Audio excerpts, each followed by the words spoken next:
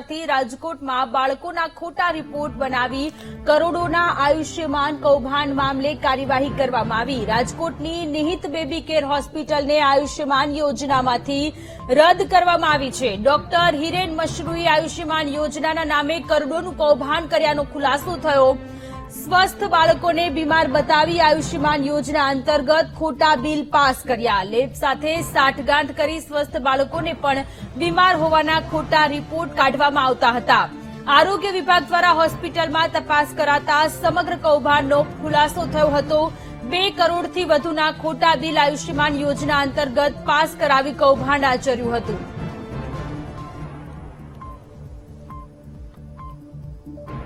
રાજકોટમાં આયુષ્યમાન કૌભાંડ સામે આવ્યું છે। આપ સીધા દ્રશ્યો જોઈ શકો છો। લક્ષ્મીનગર મેઇન રોડ ઉપર આવેલી નિહિત બેબી કેર હોસ્પિટલમાં આ પ્રકારનું કૌભાંડ સામે આવ્યું હતું। થોડા દિવસો પહેલા જ આ કૌભાંડ સામે આવ્યું હતું, જેને લઈને આરોગ્ય વિભાગ દ્વારા આ સમગ્ર મામલે તપાસ શરૂ કરવામાં આવી હતી।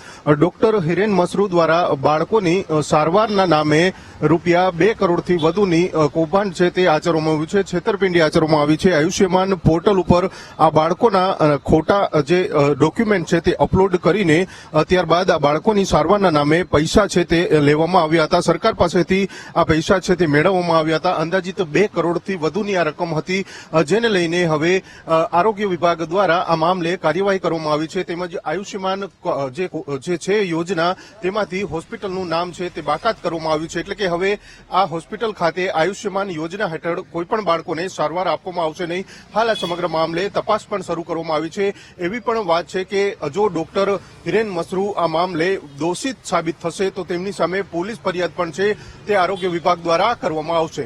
કેમેરામેન જુનેદ સાથે ભાવેશ ચંદરવા, વીટીવી ન્યૂઝ, રાજકોટ।